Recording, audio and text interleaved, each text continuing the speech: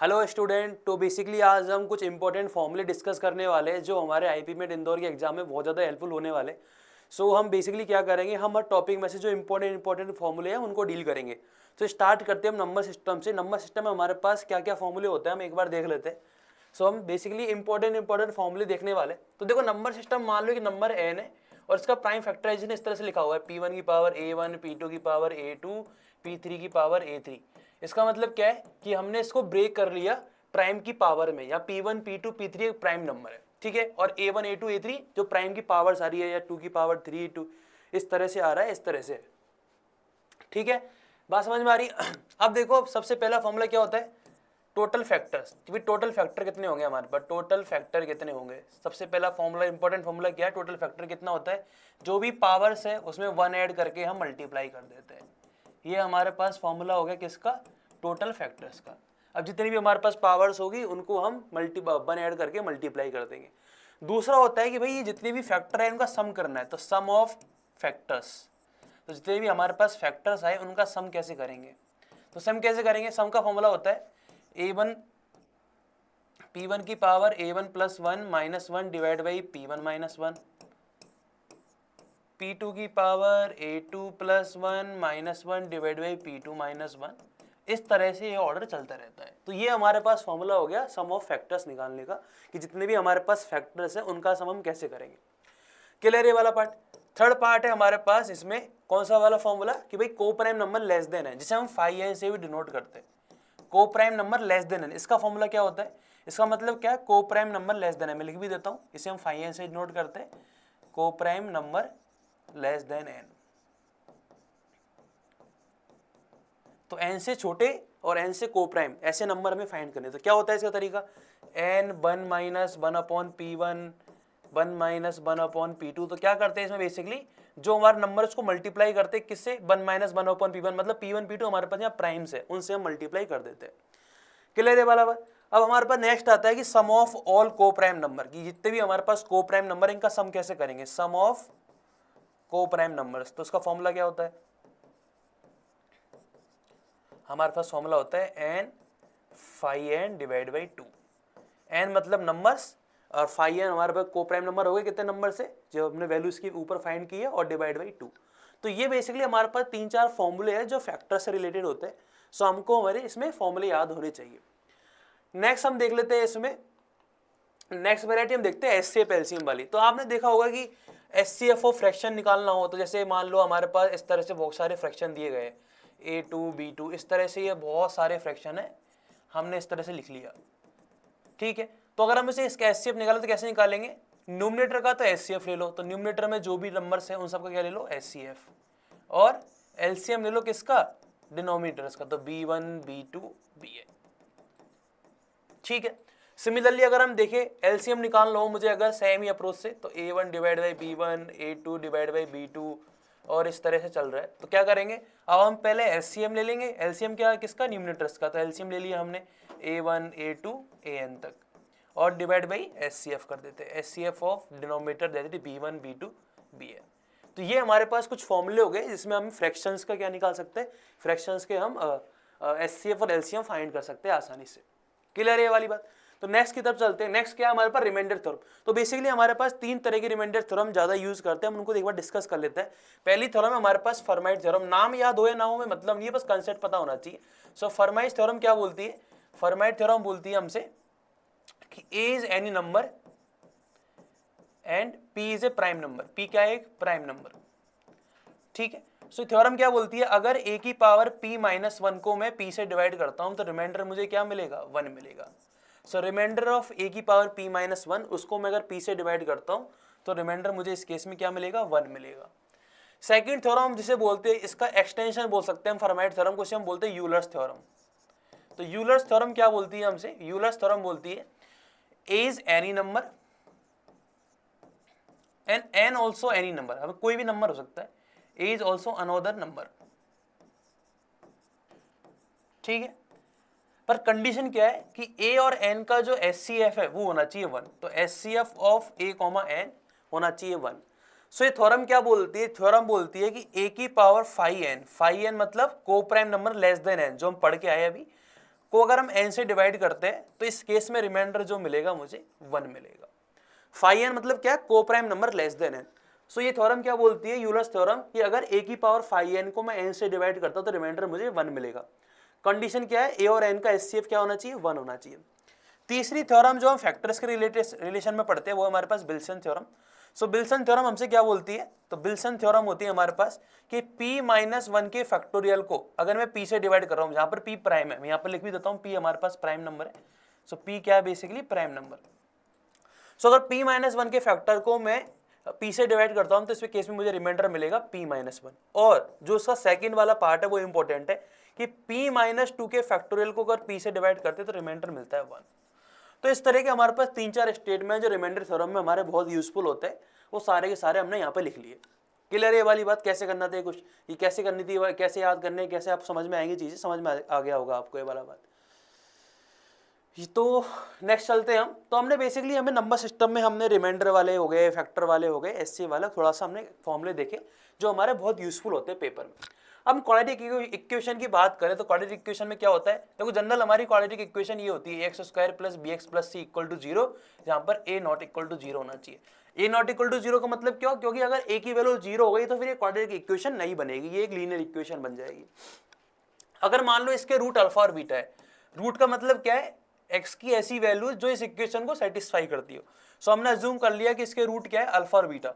तो सबसे इंपॉर्टेंट चीज जो हमारे पेपर में बहुत ही होती है वो क्या, sum of root. Sum of root क्या होगा, माइनस बी बाई ए। और प्रोडक्ट ऑफ रूट क्या होगा, प्रोडक्ट ऑफ रूट होता है हमारे पास सी बाई ए। ये हमारे पास बहुत इंपॉर्टेंट है। मान लो पेपर में अगर हम रेगुलर नहीं बोले तो बेसिकली रेगुलर ही हमें ऐसे क्वेश्चन दिखने लगेंगे, इनकी जो एप्लीकेशन है बहुत हमारे लिए यूजफुल होती है।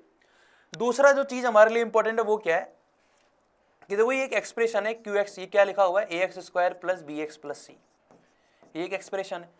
और इस केस में मान लो ए पॉजिटिव है, दो तरह के केस ले लिए मैंने, दूसरा एक्सप्रेशन लिया a x square plus b x plus c, same ही एक्सप्रेशन एक तरीके से, बट केस में, इस वाले केस में क्या है, ए लेस देन 0। सो अगर ए पॉजिटिव होता है, मतलब एक्स स्क्वायर का कोफिशिएंट अगर पॉजिटिव होता है तो हमें मिनिमम जो वैल्यू होगी इस पूरे एक्सप्रेशन की, मतलब इस पूरे एक्सप्रेशन की जो मिनिमम वैल्यू होती है वो होती है minus D by 4a। D मतलब क्या है, डिस्क्रिमिनेंट। तो हम इसको और सिंप्लीफाई करेंगे तो क्या बनेगा, 4ac minus b square divide by 4a। और जिस पॉइंट पर हमें मिनिमम वैल्यू मिलती है उस पॉइंट का नाम होता है minus b by 2a। Same ही फॉर्मूला इधर होता है, तो इसमें क्या मिलेगा, इस केस में मुझे मैक्सिमम मिलेगा, ए लेस देन है तो मैक्सिमम मिलता है।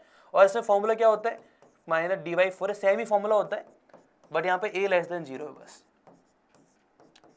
और किस पॉइंट पर हमें मिलेगा, एक्स मैक्सिमम किस पॉइंट पर मिलेगा हमें, वो मिलेगा माइनस बी बाई 2a। सो ये जो दो तीन हमारे पास जो आइडिया है क्वाड्रेटिक इक्वेशन में, ये हमारे लिए बहुत इंपॉर्टेंट है। सो आपको ये याद रखना है कि अगर दिस क्वाड्रेटिक एक्सप्रेशन में एक्स ए पॉजिटिव है तो इसमें हमें मिनिमम वैल्यू मिलती है, और वो मिनिमम वैल्यू क्या होती है इसकी, 4ac minus b square divide by 4a। और मिनिमम जिस पॉइंट पर मिलेगी, मतलब एक्स की वैल्यू जिस पर ये एक्सप्रेशन मिनिमम वैल्यू देगा, वो पॉइंट होता है हमारे पास minus b by 2a। Similar इस वाले केस में हमें क्या मिलता है, मैक्सिमम वैल्यूज मिलती है। क्लियर है ये वाला। नेक्स्ट क्वेश्चन, नेक्स्ट की तरफ चलते हैं, नेक्स्ट फॉर्मूले की तरफ। इनइक्वालिटी, इनइक्वालिटी में अगर हम ध्यान से देखें तो हमारे लिए कुछ चीजें बहुत इंपॉर्टेंट है जो पेपर में रेगुलर यूज हो रही है, हम देखते हैं। सबसे पहला इंपॉर्टेंट कंसेप्ट है हमारे पास, arithmetic mean always greater than geometric mean. So what is arithmetic mean, अगर मान लो आपके पास ए आई बहुत सारे नंबर है, वो सारे के सारे पॉजिटिव है, तो कंडीशन क्या होती है बताओ। तो ए आई का मतलब i equal to 1 to n, i equal to 1 to n, हमने बहुत सारे नंबर ले लिए, उनको हम a1 a2 a3 इस तरह से बोल रहे हैं। अब हम क्या अजम्पशन लेके चल रहे हैं कि भाई ए आई पॉजिटिव, मतलब सारे के सारे a1 a2 सारे के सारे पॉजिटिव है। सो अर्थमेटिक मीन मतलब एवरेज निकाल लो इन सब, ये सारे नंबर का क्या होता है, इन सबको एडिशन करके डिवाइड बाई n कर दिया। एन ऑलवेज ग्रेटर देन होगा ज्योमेट्रिक मीन, ज्योमेट्रिक मीन मतलब a1 a2 an की पावर 1 बाई n। So, ये हमारे पास एक इंपॉर्टेंट कंसेप्ट है जो हमारे लिए बहुत इंपॉर्टेंट है। पेपर में आप ध्यान से देखोगे तो अलग अलग एप्लीकेशन इसके आते हैं हमारे लिए। सो ये लॉग में भी यूज कर लेते हैं, इनइक्वालिटी में भी यूज कर लेते हैं, तो ये वाला हमारे लिए बहुत इंपॉर्टेंट है। पेपर में एक ना एक क्वेश्चन में आपको दिखेगा ही दिखेगा। ठीक है, नेक्स्ट अगर हम चीज देखें तो ये बात ध्यान से देखो, ये हमारे पास हो गया, देखो a x square plus b x plus c, ये ऑलवेज पॉजिटिव, ऐसा क्वेश्चन आपको बोल दे, एंड ए पॉजिटिव है। क्वेश्चन क्या बोलेगा आपको कि a x square plus b x plus c always greater than equal to greater than 0, equal to 0 वाला भी केस ले सकते हैं, पर अभी ग्रेटर देन वाला केस ले लेते हैं। सो अगर ये एक्सप्रेशन ऑलवेज पॉजिटिव है for all values of x, तो यहाँ पे एक्स की किसी भी वैल्यू के लिए पॉजिटिव है, तो मैं लिख लेता हूं for all values of x. ऐसा क्वेश्चन आपको लिखेगा, values of x. And a positive. So आप क्या बोलोगे कि ऐसी कंडीशन कब ट्रू होगी, जब d लेस देन 0, d मतलब डिस्क्रिमिनेंट लेस देन 0, तो b square minus 4ac always less than 0। Similar way में एक केस और होता है हमारे पास, ax square plus b x plus c, ये एक्सप्रेशन छोटा होना चाहिए और a लेस देन 0। अगेन इसमें भी same case for all values of x, तो all values of x, her x की वैल्यू के लिए कंडीशन ट्रू है एंड a लेस देन 0 है, तो इस केस में क्या मिलेगा, इस केस में हमको d लेस देन 0 वाला आइडिया यूज करना है। सो ये हमारे लिए बहुत इंपॉर्टेंट, पेपर में अगर आप ध्यान से देखोगे तो बहुत ज्यादा ये वाला कंसेप्ट यूज किया जाता है। जनरली ये स्टूडेंट को पता नहीं होता है। अगर मान लो यहाँ पे इक्वल टू का साइन है, सो आप यहाँ भी इक्वल टू का साइन लगा सकते हो। अगर इक्वलिटी का साइन नहीं है तो इधर भी नहीं लगाओगे, अगर है तो लगा सकते हो। ठीक है, समझ में आ गए। तो ये हमारे लिए बहुत इंपॉर्टेंट कंसेप्ट है जो इनइक्वलिटी में हमारे लिए यूज होता है। चलिए नेक्स्ट सिक्वेंस सीरीज की बात करें तो हमारे पास देखो एपी क्या होती है। एपी हमारे पास अगर हम कुछ नंबर्स ऐड करते हुए जाए, सेम नंबर ऐड करते हुए जाए किसी स्पेशल नंबर में, जैसे हम a1 बोल दे तो वो AP बन जाती है। तो जनरल टर्म क्या होती है, जनरल टर्म हमारे पास होती है a1 plus n minus 1 into D. यहाँ पर a1 क्या है हमारे पास फर्स्ट टर्म है और d हमारा कॉमन डिफरेंस है। कॉमन डिफरेंस का मतलब क्या है कि किसी भी दो नंबर का डिफरेंस ले लो, ये हमारे पास कॉमन डिफरेंस हो गया। अगर हम बात करें इसमें हमारे पास सम ऑफ n टर्म्स, तो सम ऑफ n टर्म्स का फॉर्मूला होता है n/2 twice of a1 plus n minus 1d। a1 हमारे पास फर्स्ट टर्म है और n हमारे पास जितने भी नंबर्स का ही सम पूछ रहा है उनका वो वाले नंबर हो गए, एंड d हमारे पास कॉमन डिफरेंस है। सेम ही आइडिया हमारे पास जीपी में भी होता है। जीपी में क्या होता है, अगर मैं एक नंबर a है उसमें मैं मल्टीप्लाई कर दूं किसी नंबर से, सो बेसिकली वो क्या मिल जाएगा मेरे पास, इस तरह की जीपी हमारे पास बन जाती है। तो अगर मैं इसमें बात करूं जनरल टर्म की, जनरल टर्म क्या होगी इसमें a r की पावर n माइनस 1। और अगर हम सम की बात करें तो सम का फॉर्मूला क्या होता है, a r की power n minus 1 divide by r minus 1। ठीक है, अगर तो इस तरह ये सब फाइनाइट, सब ये फाइनाइट टर्म्स के लिए फॉर्मूले सारे, ये सारे सारे किसके लिए, फाइनाइट टर्म के लिए, फाइनाइट टर्म के लिए सारे के सारे फॉर्मूले। अगर हम बात करें इनफाइनाइट जीपी की, तो इनफाइनाइट वाला जो कंसेप्ट होता है बेसिकली जीपी में हम ज्यादा यूज करते हैं। सो इनफाइनाइट जीपी की अगर हम बात करें तो इनफाइनाइट जीपी में क्या होता है, तो इस तरह का ध्यान रखो कि r जो है जिससे मल्टीप्लाई कर रहे हैं वो ऑलवेज लेस देन 1 होना चाहिए। उसका अगर हम मॉडुलस ले तो ऑलवेज लेस देन 1 होना चाहिए। तो इस वाले केस में जो सम होगा, जो इनफाइनाइट जीपी का सम होता है वो क्या होता है, a अपॉन 1 माइनस r। अब a हमारे पास फर्स्ट टर्म है और r हमारे पास कॉमन डिफरेंस है। ध्यान ये रखना है, अगर वो सीरीज इन्फिनिटी है, अगर इन्फिनिटी वाली सीरीज है और उसका सम फाइनाइट है, तो वो कब पॉसिबल है, जब जो r है मतलब जो हमारा कॉमन रेशियो है वो ऑलवेज लेस देन होना चाहिए 1 के। इक्वल टू भी नहीं हो सकता, लेस देन ही होगा। क्लियर ये वाली बात। तो सिक्वेंस सीरीज में हमारे लिए ये वाला पार्ट बहुत ज्यादा इंपॉर्टेंट होता है। लॉगरिथम की बात करें तो लॉग में हमारे पास जो फॉर्मूले वो सबसे हम सारे फॉर्मूले एक बार डिस्कस कर लेते हैं। जो फर्स्ट फॉर्मूला क्या है हमारे पास, log mn बेस a। इसका मतलब क्या होता है कि ये जो मल्टीप्लाई वो अलग अलग हो जाते हैं, तो log m base a plus log n base a। Similarly second formula अगर हम ध्यान से देखें इसमें क्या बनेगा, log a m by n। तो इसका मतलब क्या हुआ, log a m minus log a n। ठीक है, अगर हम थर्ड फॉर्मूले की बात करें तो वो क्या बनेगा, log a m की पावर n। मतलब अगर पावर हो ऊपर तो ये क्या बनेगा हमारे पास, n आगे शिफ्ट हो जाता है, तो ये क्या बनेगा log m बेस a।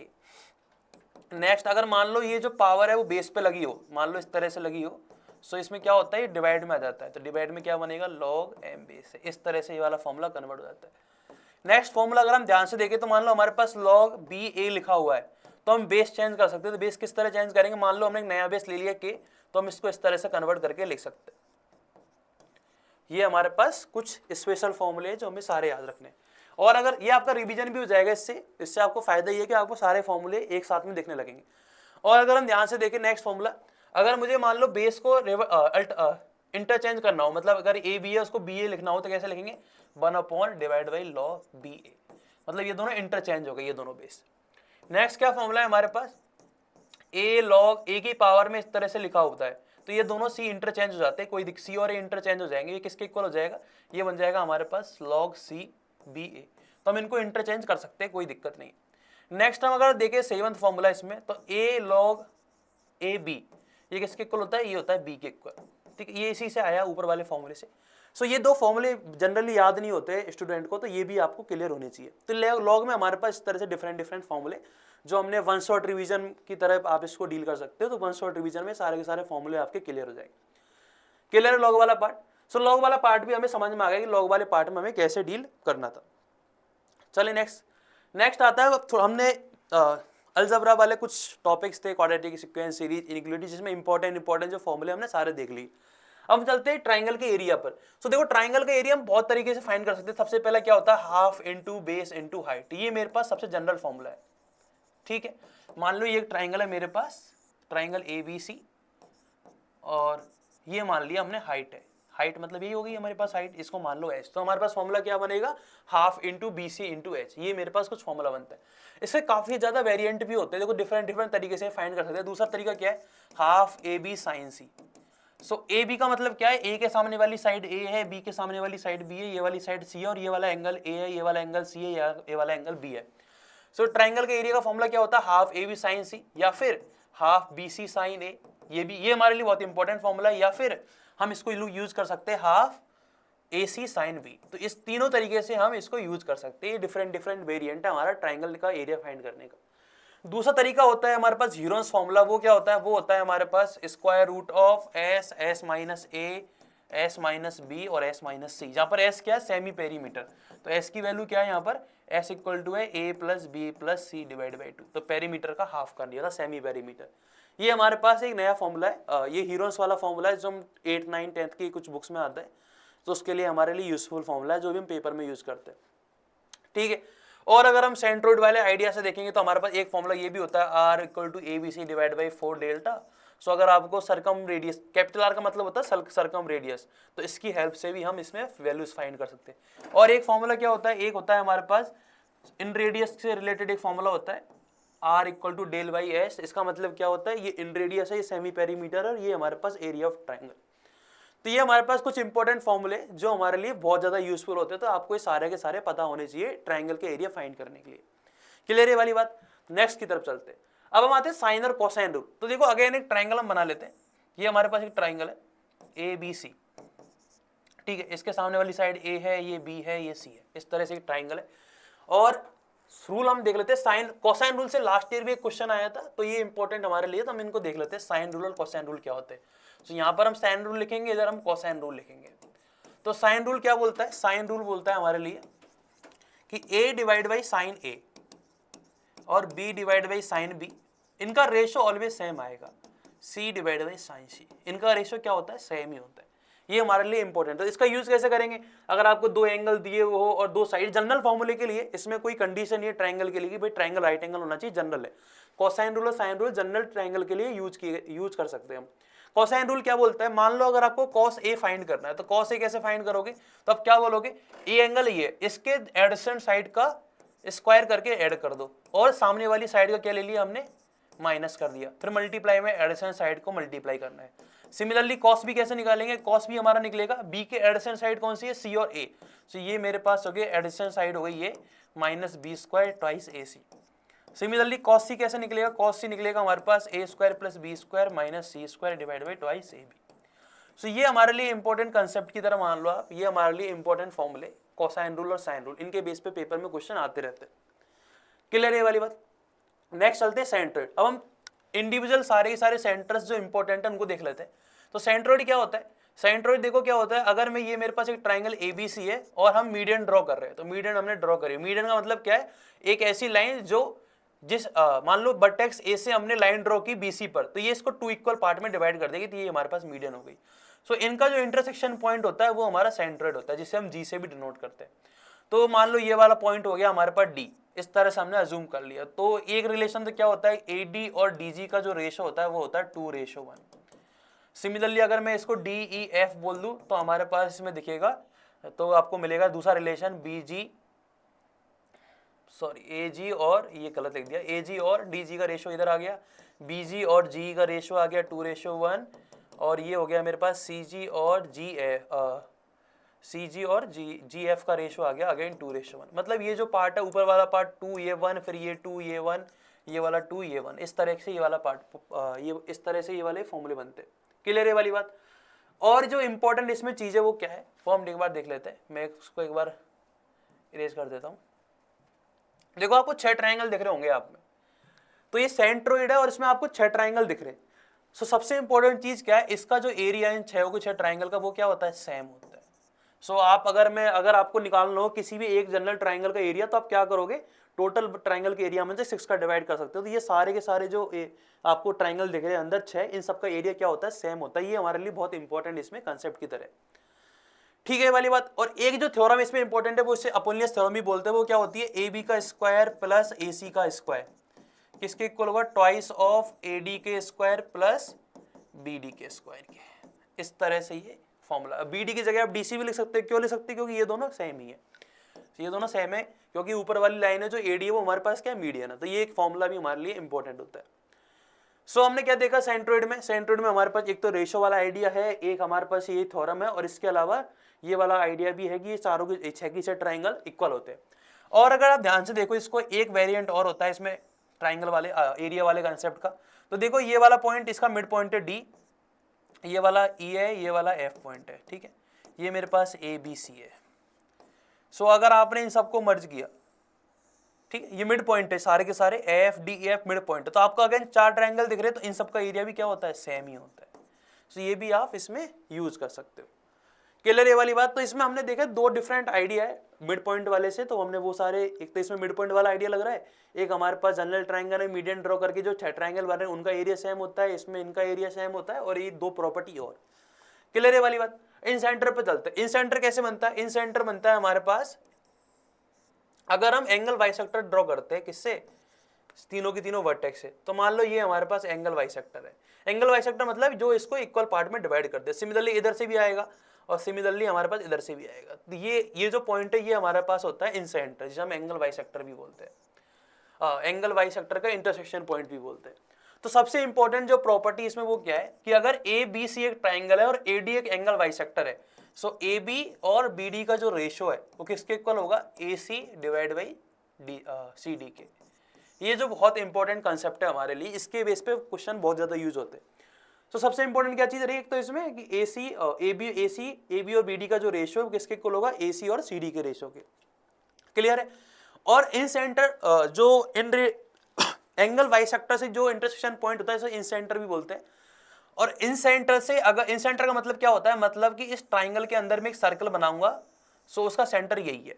इस ट्राइंगल के अंदर अगर हम सर्कल बनाते हैं तो उसका सेंटर भी यही है। तो सर्कल बना रही, मान लो ये सर्कल आपको दिख नहीं रहा होगा, लेकिन आप मान सकते हो कि ये सर्कल है। सो ध्यान से देखो तो इसमें रेडियस भी होगी, तो इसकी रेडियस का फॉर्मूला क्या होता है, रेडियस का फॉर्मूला थोड़ी देर पहले भी देखे, इसको स्मॉल आर से डिनोट करते हैं। फॉर्मूला क्या होता है, जनरल फॉर्मूला होता है हमारे पास area of triangle divide by perimeters का, पेरीमीटर से सेमी पेरीमीटर से आप डिवाइड कर दो। सो ये हमारे पास हो गया इन रेडियस का फॉर्मूला। सो इन रेडियस, ये इन सेंटर वाले आइडिया में हमारे पास एंगल बाइसेक्टर से ये वाला पार्ट इंपॉर्टेंट होता है, और रेडियस वाले कंसेप्ट से ये वाला पार्ट इंपॉर्टेंट होता है। तो 2 पार्ट हमारे लिए इसमें बहुत ज्यादा इंपॉर्टेंट होते हैं। अगर हम चले सरकम सेंटर पर, सरकम सेंटर क्या होता है, सरकम सेंटर का मतलब क्या है, अगर मान लो इसमें इन सेंटर वाले में एक कंसेप्ट और हमारे लिए इंपॉर्टेंट होता है।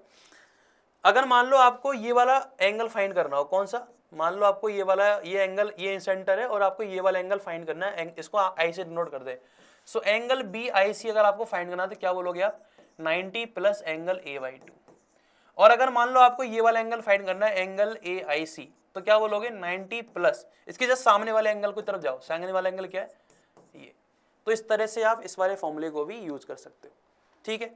नेक्स्ट चले सरकम सेंटर। सरकम सेंटर का क्या होता है, सरकम सेंटर मतलब क्या होता है हमारा, सरकम सेंटर कैसे बनेगा, अगर परपेंडिकुलर बाइसेक्टर, मतलब परपेंडिकुलर बाइसेक्टर का इंटरसेक्शन पॉइंट, तो ये मान लो परपेंडिकुलर बाइसेक्टर इधर इस तरह से होगा यहाँ पर, और इधर इस तरह से, तो इनका जो इंटरसेक्शन पॉइंट होता है वो होता है हमारे पास सरकम सेंटर। सरकम सेंटर से क्या होता है, सरकम सेंटर एक ऐसा सेंटर है जो, इससे हम एक ट्राइंगल, एक से सर्कल बना सकते हैं जो इनके सारे के सारे वर्टेक्स को टच करेगा। तो ऐसा एक सर्कल बना सकते हैं हम इसकी हेल्प से, ठीक है। तो सर्कल बना सकते हैं तो मतलब रेडियस भी होगी, उससे हम सर्कम रेडियस बोलते हैं। उसका फॉर्मूला क्या होता है, थोड़ी देर पहले देखा था, वो क्या होता है, a b c divide by 4 delta. ये हमारे पास एक अच्छा फॉर्मूला है इसके लिए, ठीक है। और अगर हम बात करें कुछ इंपॉर्टेंट पार्ट की, तो देखो ये तो आपको समझ में आ गया होगा कि कैसे बनता है, इसका हमारे लिए यूज भी नहीं है, हमें जो यूज करने वाली चीजें हम वो देख लेते हैं, ठीक है।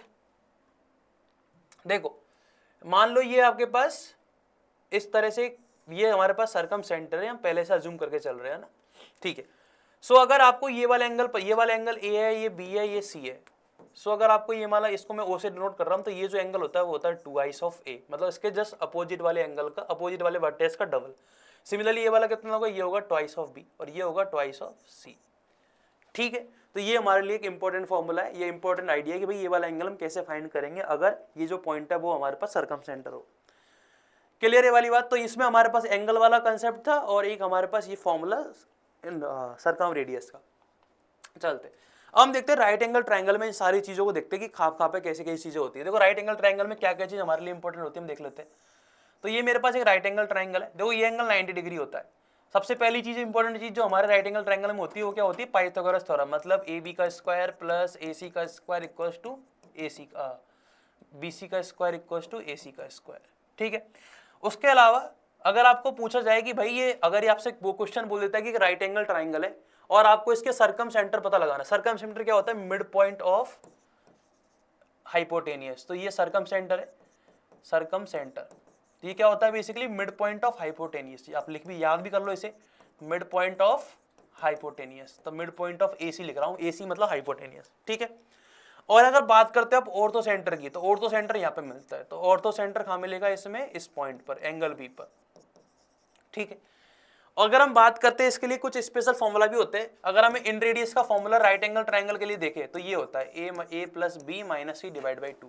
ये केवल राइट एंगल ट्रायंगल के लिए ट्रू है ये वाला फॉर्मूला इन रेडियस का। इन रेडियस का एक जनरल फॉर्मूला क्या होता है, एक फॉर्मूला तो होता है ये, और हमने क्या किया, हमने इसको थोड़ा और सिंपली और अच्छा एक फॉर्मूला और है इसमें, ये तो हमेशा ट्रू है, और ये वाला फॉर्मूला जो राइट एंगल वाले केस में ट्रू होता है, तो इसको भी आपको याद रखना चाहिए। क्लियर है ये वाली बात। तो हमें समझ में आ गया कि भाई इन सेंटर सर्कम सेंटर जो होता है वो हमारा इस लाइन पर मिलेगा। अगर मैं आपसे बोलूं सर्कम रेडियस की, तो सर्कम रेडियस क्या होगी, सर्कम रेडियस इस केस में क्या हो गई, सर्कम रेडियस हो गई मेरे पास AC डिवाइड बाई 2। क्यों, क्योंकि ये पूरा का पूरा क्या बन गया, डायमीटर बन गया, और डायमीटर बन गया, ये सेंटर थे पूरा डायमीटर, और ये वाला बेसिकली क्या बन गई, सर्कम रेडियस की बात करेंगे तो वो क्या हो जाएगी, AC डिवाइड बाई 2। क्लियर है ये वाली बात। तो ये हमारे लिए इंपॉर्टेंट दो तीन जो आइडिया है वो हमें याद होने चाहिए, किसके लिए, राइट एंगल ट्रायंगल के लिए। और एरिया की अगर हम बात करें राइट एंगल ट्रायंगल वो तो बेसिक है, सो एरिया क्या होगा, हाफ इंटू, अगर हम बात करें तो क्या बनेगा, AB इंटू BC। तो ये तो बेसिक फॉर्मूला है ही हमारे पास, इसके लिए तो हमें याद तो हमें बचपन से होता है ये तो इसको तो याद करने की ज़्यादा नीड है नहीं। चलो अब हम सेम आइडिया इक्विलैटरल ट्रायंगल में देख लेते हैं। इक्विलैटरल ट्रायंगल में बहुत सारी चीज़ें होती है। सबसे पहली चीज़ और इंपॉर्टेंट चीज़ क्या है, इक्विलैटरल ट्रायंगल में जितने भी हमने सेंटर पढ़े वो सारे के सारे एक ही पॉइंट पर होते हैं। मतलब मैं ऑर्थो सेंटर बात कर लूँ या इन सेंटर की बात कर लूँ या फिर सर्कम सेंटर की, सारे के सारे या सेंट्रोइड की बात कर ले, वो सिंगल पॉइंट होता है। तो बेसिकली वो सब इसी पॉइंट पर मिलने वाले, एक ही पॉइंट है, जिसे हम समझ में आ गई वाली। अब इसमें इंपॉर्टेंट चीज़ क्या है हमारे लिए, इंपॉर्टेंट चीज़ हम देख लेते हैं। तो मान लो इसकी साइड सारी की सारी इक्विलैटरल ट्रायंगल तो ए होगा, तो सबसे पहले तो एरिया, तो एरिया क्या होता है इसका, एरिया होता है √3/4a²। और अगर हम बात करें हाइट की, तो ये हाइट है, तो हाइट क्या होती है इसकी, हाइट होगी हमारे पास √3/2a, ये मेरे पास हाइट होती है। अगर मैं बात करता हूँ इन रेडियस की, इन रेडियस होती है मेरे पास a/2√3, और अगर हम बात करें किसकी, सर्कम रेडियस की, तो ये होती है a/√3। तो इस तरह से आपको पता होना चाहिए। ठीक है, तो ये हमारे पास 3-4 चीज़ें जो इसके लिए हमारे लिए बहुत यूजफुल है। सबसे इंपॉर्टेंट चीज़ क्या है कि भाई ये सारे के सारे सेंटर एक ही पॉइंट पर होते हैं, और ये जो फॉर्मूला है कि एरिया ऑफ ट्राइंगल का, हाइट का, या फिर इन रेडियस का, सर्कम रेडियस का, ये सारे के सारे आपको एज इट इज इसी तरीके से याद होने चाहिए। आपको निकालने की इसमें जरूरत नहीं करनी कि भाई निकालना है हमें, कि हमें निकालने का शौक है, तो वो हमें नहीं करना है, तो हमें सिंपली याद रखना है ये सारी चीज़ें। ठीक है, तो ये हमारे लिए इंपॉर्टेंट है कि इसमें इक्विलैटरल ट्राइंगल। अब पॉलीगॉन की बात करें, पॉलीगॉन क्या होते हैं, जितने भी हमारे पास क्वाड्रिलेटरल हुआ, ये सारे पॉलीगॉन है ना। तो हमने दो तरह के, तो हम ट्राइंगल के लिए तो हमने बात कर ही ली है। अगर हम जनरल पॉलीगॉन की बात करें, जनरल पॉलीगॉन मतलब मान लो एन साइड का आपके पास पॉलीगॉन है, सो एन साइड का आपके पास पॉलीगॉन दिया हुआ है, एन साइड पॉलीगॉन। तो इस केस में क्या होगा, अगर मैं आपसे बोलता हूं कि सबसे पहले इंपॉर्टेंट पार्ट की भाई हमें इंटीरियर एंगल का सम बताओ, मतलब जितने भी हमारे पास इंटीरियर एंगल उनका सम क्या होगा। सो इंटीरियर एंगल का सम क्या होता है हमारे पास, इंटीरियर एंगल्स का सम जो होता है वो क्या होता है, वो होता है मेरे पास n-2 × 180, ये मेरे पास इंटीरियर एंगल का सम होता है। अगर मैं बात करता हूं सम ऑफ और एक्सटीरियर एंगल, तो एक्सटीरियर एंगल का सम तो हर केस में हमारे पास क्या होता है, एक्सटीरियर एंगल का जो सम होता है वो होता है ऑलवेज 360 डिग्री, ये फिक्स है, इसमें आपको कुछ भी नहीं करना। रेगुलर पॉलीगॉन का मतलब क्या होता है, रेगुलर पॉलीगॉन का मतलब है कि जिसमें सारी की सारी जो साइड है वो इक्वल है। जैसे एक स्क्वायर हो गया वो रेगुलर पॉलीगॉन, इक्विलैटरल ट्रायंगल हो गया वो रेगुलर पॉलीगॉन है। ठीक है, सो रेगुलर पॉलीगॉन वाले केस में अगर मैं इंटीरियर एंगल की बात करूंगा तो बेसिकली वो सारे के सारे इक्वल होंगे। सो रेगुलर पॉलीगॉन वाले केस में क्या होता है, तो इंटीरियर एंगल, तो ईच इंटीरियर एंगल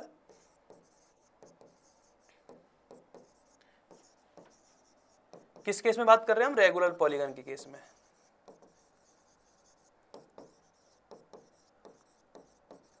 कितना हो जाएगा टोटल में से, टोटल सब में क्या करेंगे हम एन से डिवाइड कर देंगे, क्योंकि हमारे पास एन ही इंटीरियर एंगल होंगे।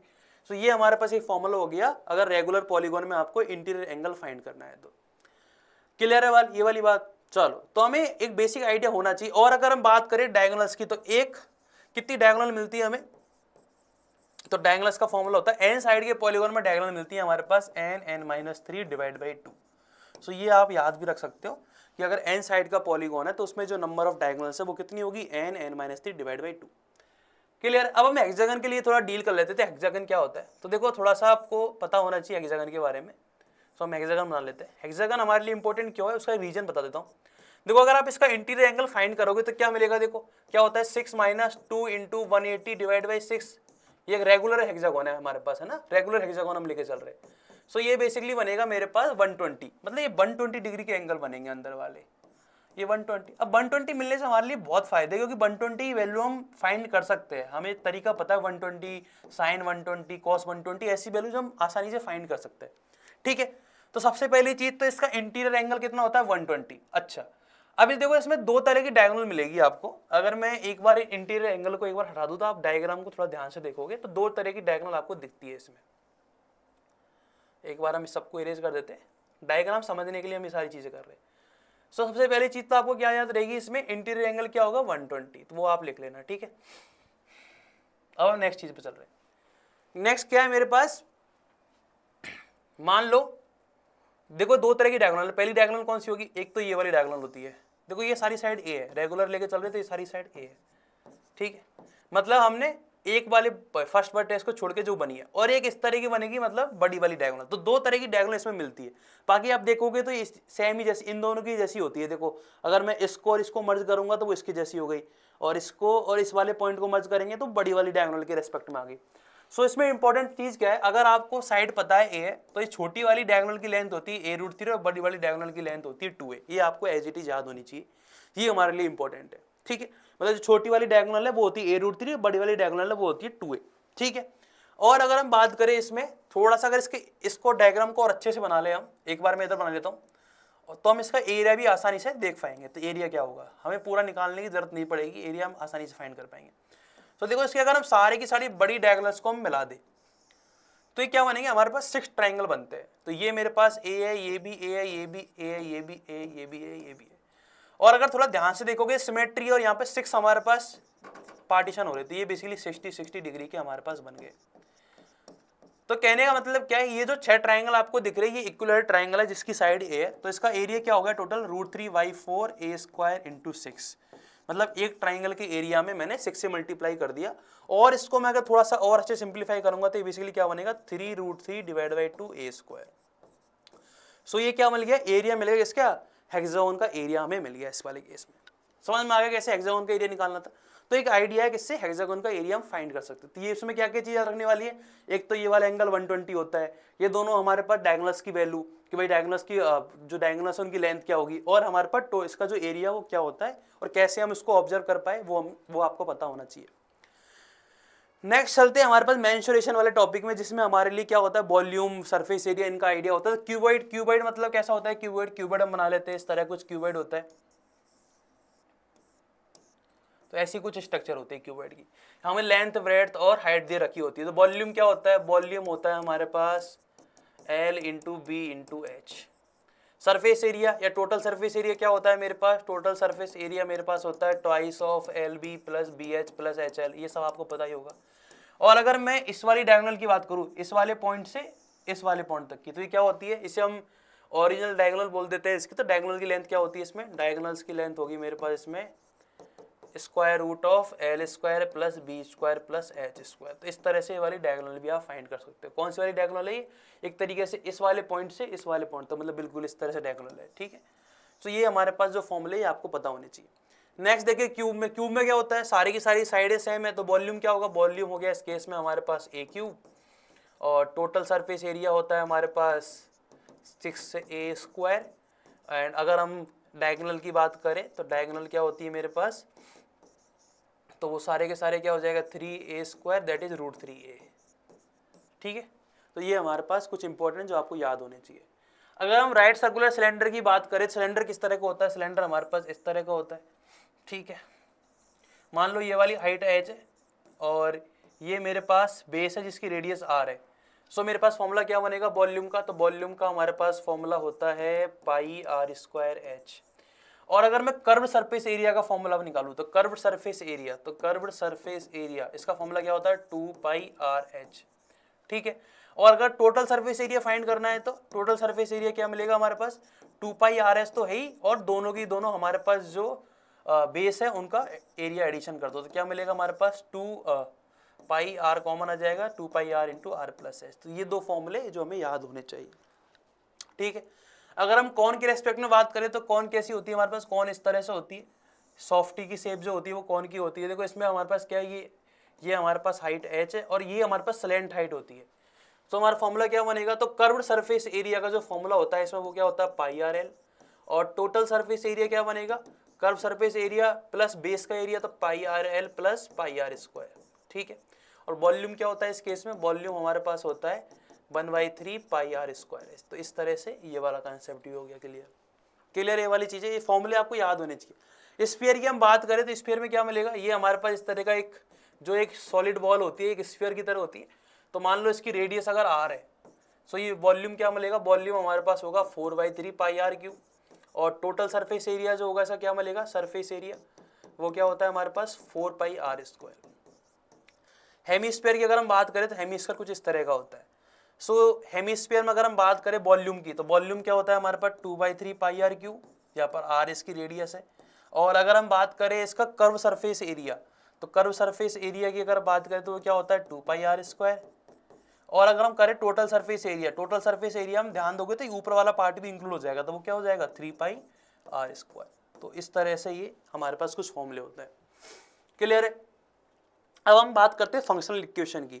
सो फंक्शनल इक्वेशन में क्या होगा, हमने कुछ स्पेशल इक्वेशन होती है जो हमारे बहुत यूजफुल होती है। पहली चीज क्या है, मान लो f(x + y) = f(x + f(y), इस तरह से ब्रेक हो जाए। ठीक है, for all x and y belongs to real number, ये फॉर ऑल का साइन होता है मैथमेटिक्स में। ठीक है, सो अगर ऐसी कंडीशन होल्ड हो रही हो तो आप डायरेक्ट बोल सकते हो कि इस वाले केस में जो फंक्शन होगा वो क्या होगा kx। यहाँ पर k हमारे पास एक कांस्टेंट है। दूसरा क्या है हमारे पास f(x + y) = f(x * f(y), again for all values of x, y। सो इस केस में क्या मिलेगा मुझे f(x = a⁴x। ठीक है, तीसरा हमारे पास क्या होता है, अगर f(x) y चल जाए किसमें f(x + y) में, सो अगेन वो सारे के सारे x और y की वैल्यू के लिए, तो इसमें क्या मिलेगा f(x = k log x। ठीक है, नेक्स्ट क्या बनेगा हमारे पास, नेक्स्ट है हमारे पास f(x y) इक्वल टू हो जाए ये f(x + f(y) है। ठीक है, और ये बनेगा f(x * f(y). तो ये क्या बनेगा मेरे पास f(x) = इस वाले केस में मिलेगा x⁴m, जहाँ पे m हमारे पास कांस्टेंट है। तो इस तरह से हमारे पास 3-4 फंक्शनल इक्वेशन है जो हमारे लिए इंपॉर्टेंट होती है। ठीक है, और अगर हम थोड़ा सा कोऑर्डिनेट ज्योमेट्री को भी देख ले, लास्ट हमारे पास जो पार्ट है वो क्या है, देखो ये दो पॉइंट है हमारे पास x1, y1। ठीक है, ये दो पॉइंट है मेरे पास x2, y2। सो अगर मैं डिस्टेंस फाइंड करनी है इसकी तो क्या मिलेगी मेरे पास x2 - x1 का स्क्वायर प्लस y2 - y1 का स्क्वायर। ठीक है, ये जो सबसे आसान फॉर्मूला। अगर हम मान लें सेक्शन फॉर्मूले की बात करें, सेक्शन फॉर्मूले का मतलब मान लो ये वाला पॉइंट है x1, y1, ये वाला पॉइंट है x2, y2, और एक पॉइंट है जो इस लाइन सेगमेंट को m/n में डिवाइड कर रहा है, इसका नाम दे देते हैं अपन a, b। तो अगर मुझे a, b फाइंड करना है तो कैसे करते हैं हम, तो a, b की जो वैल्यू होती है वो क्या होती है, कैसे करते हैं क्रॉस मल्टीप्लाई, तो mx2 + nx1 / m + n, और इधर क्या मिलता है m/2 + n/1 / m + n। तो ये हमारे पास एक फॉर्मूला होता है किसके लिए, सेक्शन फॉर्मूला। अगर ये मिड पॉइंट है, मिड पॉइंट एम और एन इक्वल हो जाएंगे, तो एम और एन की वैल्यू 1 1 बोल लो, ये इक्वल हो गए, तो इस वाले केस में क्या होता है, तो मिड पॉइंट क्या होता है, तो मिड पॉइंट का फॉर्मूला क्या बन जाता है, x1 plus x2 divide by 2 और y1 plus y2 divide by 2। तो ये हमारे पास मिड पॉइंट वाला फॉर्मूला होता है। क्लियर है। और अगर हम ध्यान से देखें, दो चीज और ध्यान से देख लेते हैं। मान लो ये हमारे पास एक लाइन है, इसकी इक्वेशन है ax plus B Y plus C, और एक पॉइंट है यहाँ से h, k, और इससे मुझे परपेंडिकुलर डिस्टेंस फाइंड करनी है। मान लो ये d मेरे पास परपेंडिकुलर डिस्टेंस है, इसका फॉर्मूला क्या होता है, d इक्वल टू होगा, सबसे पहले इस पॉइंट को इसमें सेटिस्फाई करा दो, तो ah प्लस बी के plus c square root of A square plus B square, एक तो ये वाला फॉर्मूला होता है। ठीक है, तो ये वाला फॉर्मूला कब लगेगा हमारे को, कि अगर हमें एक लाइन और एक पॉइंट के बीच में परपेंडिकुलर डिस्टेंस फाइंड करनी है। क्लियर, ये वाला फॉर्मूला। और एक फॉर्मूला और जो लास्ट फॉर्मूला हमारा है, तो वो क्या है, दो पैरेलल लाइन अगर आपके पास गिवन है, दो पैरेलल लाइन अगर आपके पास गिवन है, पहली है हमारे पास ax plus B Y plus c one equal to 0। देखो पैरेलल लाइन होती है तो कंडीशन क्या होती है, उसके x और y कोएफिशिएंट सेम होने चाहिए, सो c2 इक्वल टू 0। ठीक है, सो ये दो पैरेलल लाइन है और इनके बीच में मुझे डिस्टेंस फाइंड करनी है। मान लो डिस्टेंस d है, तो वो क्या होती है हमारे पास c1 minus c2 square root of A square plus B square. So ये हमारे पास कुछ फॉर्मूले जो हमारे लिए यूजफुल थे। सो मैं आशा करता हूँ कि भाई आपको ये सारी की सारी जो वीडियो है, ये सारे के सारे जो फॉर्मूले है वो आपके लिए यूजफुल होंगे। ठीक है, मिलते हैं नेक्स्ट बाई में। Best of luck for your exam, good luck, bye.